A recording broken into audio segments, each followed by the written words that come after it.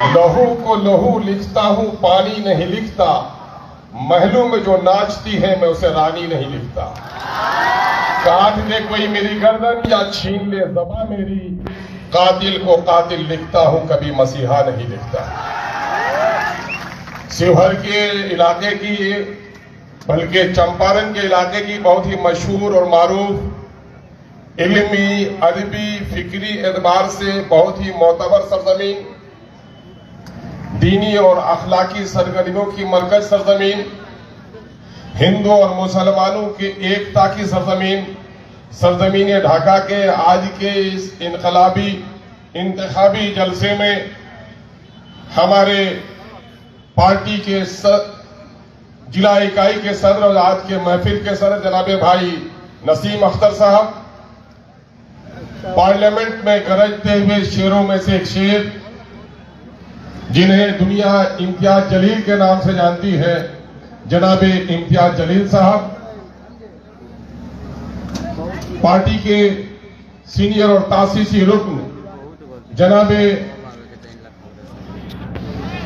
Engineer Aftab Ahmad साहब, youth president और कौमी तर्जुमान अजीजी आदिल हसन एडवोकेट साहब, पार्टी के मधुबनी के हमारे उम्मीदवार रहे भाई जनाबे वकार सिद्दीकी साहब, मुजफ्फरपुर के कैंडिडेट जनाबे भाई अंसारुल हसन साहब, और आज हम सबों के महबूब नजर, मकबूल नजर, आप सब के नेता और इस धरती के लाल, जिनका नाम राणा रंजीत है और जिनका नाम लब पर आता है तो ऐसा लगता है दुश्मन हो गए चारों खाने जीत, अब जीतेगा यहां से राणा रंजीत।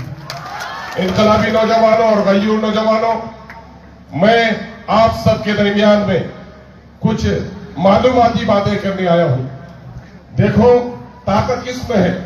ताकत जिस्म में नहीं है, ताकत अक्ल में है।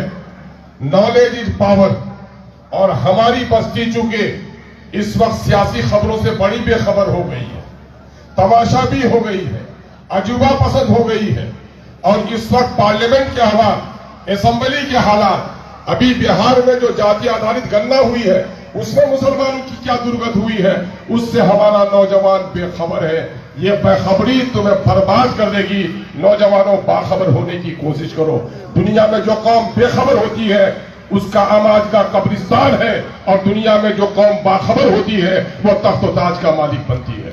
मैं आपको यह पैगाम देने के लिए आया हूं इस वक्त कि हिंदुस्तानी सियासत में MIM ने एक नई बुनियाद डाली है, और गर्चे इसकी बुनियाद हैदराबाद में पड़ी है, लेकिन उसकी दूसरी तजर्बागाह बिहार को बनाया जा रहा है। एक लंबे अरसे से